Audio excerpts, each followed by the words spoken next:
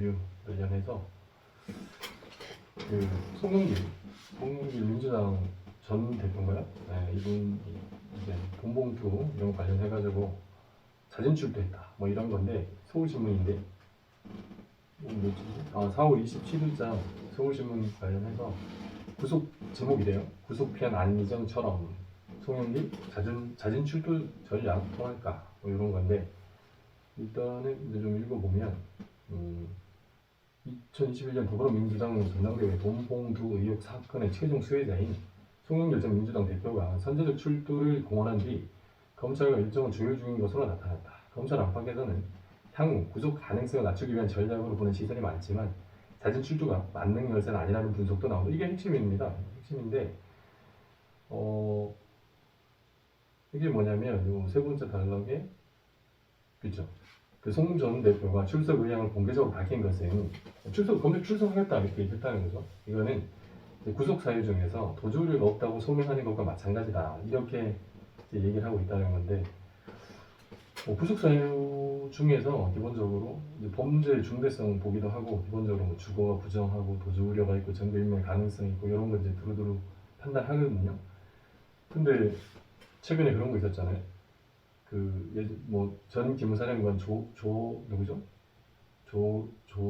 이름이 생각 안 나는데 하여튼 그분 이렇게 들어와가지고 그 개헌 문건 작성하고 관련해서 이게 뭐 개념계획이냐 뭐 실행계획이냐 뭐 이런 막 말이 많은데 이분이 들어왔죠, 그죠? 자진교육을 했잖아요. 근데 구속이 돼버렸어요.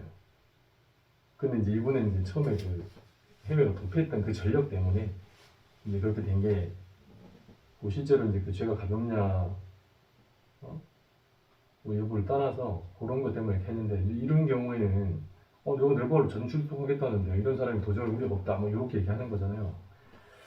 근데 그리고 요게 이제 안희정 전 충남지사가 여기서 성폭행 미투 관련해가지고 자진 출석해서 구속을 피했다.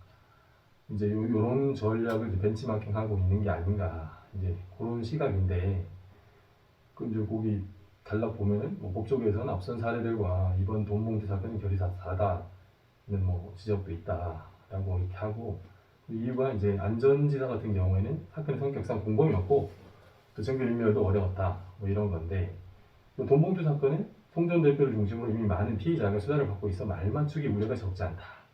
이제 이게 이거거든요. 그러니까 보통 이런 경우에 뭐 구속의 결론을 내려놓고 구속 안 시키겠다 라고 하면은 이런 경우에 이런 거죠. 이미 다 증거 확보돼 있다. 그 녹음 파일이 엄청나게 많은 숫자의 녹음 파일 그리고 검찰에서 이제 고용한 이제 속기사들이 다 이제 파일을 다 이렇게 녹취록을 따고 있다잖아요. 그럼 그 증거가 그게 이제 뭐 실명으로 등장하는 이런 사람들이 돈을 주고 받고 했다는 그 정황이 다 담겨 있는데 지금 와서 무슨 뭐 증거인멸 가능성이 없다 이제 이렇게 주장할 수 있죠. 근데 증거에는 인적 증거, 물적 증거가 있잖아요. 인적 증거 대표적인 게 진술이죠, 진술.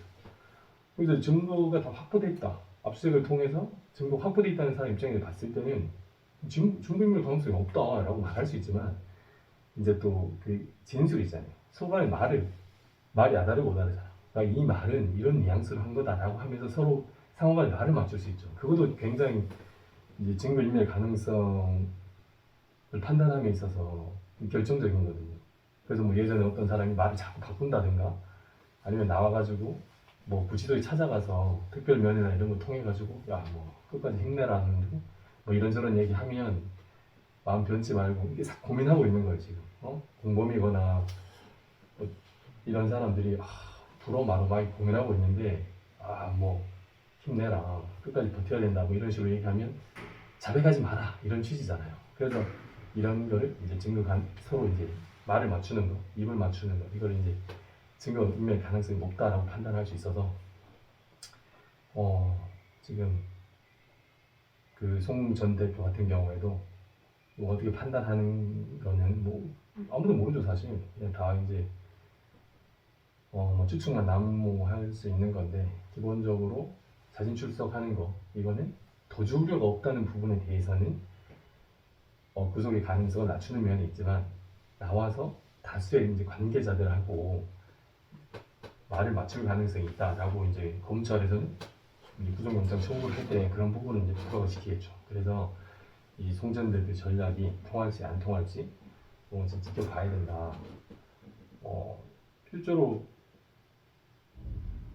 그 뭐 주범과 정범 이런 사람들 상호간에 말 맞추는 거를 이제 상당히 이제 증거인멸 가능성 높은 걸 높다고 판단해서 구속시키는 예도 있고, 아니면 그건 뭐 이미 압수수색을 통해서 모든 증거 확보되어 있기 때문에 그럴 가능성이 희박하다. 그리고 이제 형사소송법상 기본적으로 불구속 수사가 원칙이지 않냐, 그래서 구속할 필요 없다라고 하는 게 있는데, 이거는 뭐 좀 더 추이를 지켜보고 새로운 그것이 있으면 좀 같이 공유해보면 좋을 것 같아요. 그다음에 오늘은 구속 사유, 범죄 중대성, 주거 부정, 도주 우려, 증거인멸 가능성, 요 세 개 가지고, 아니 네 개죠. 하여튼 요 구속 사유가 기본적으로 판단하는데, 좀 어떤 데 보면은 이건 충분히 구속돼야 될 것 같은데 구속이 안 되는 경우가 있고, 또 반대의 경우도 있고 막 이래서 그렇습니다. 근데 그렇게 결론을 아예 뭐 이렇게 쉽게 예측하기 쉽지 않으니까 뭐 정관 예우가 존재하냐 안 하냐 뭐 이런 논란이 있는 거죠.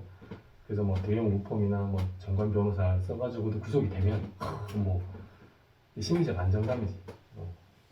그렇게 써서라도 그렇게 나오면 이제 다른 대한민국에 어떤 변호사가 와도 구속을 막지 못할 건이다라고 이제 위안을 삼는 그런 것도 있는데, 하여튼 기본적으로 자기나 자기 주변 지인 중에서 이런 게 안 생기면 제일 좋은데, 하여튼 우리 이 민주당 돈봉투 사건, 요거는 그 송 전 대표의 진명 관련해서 상황을 더 지켜보시자. 네.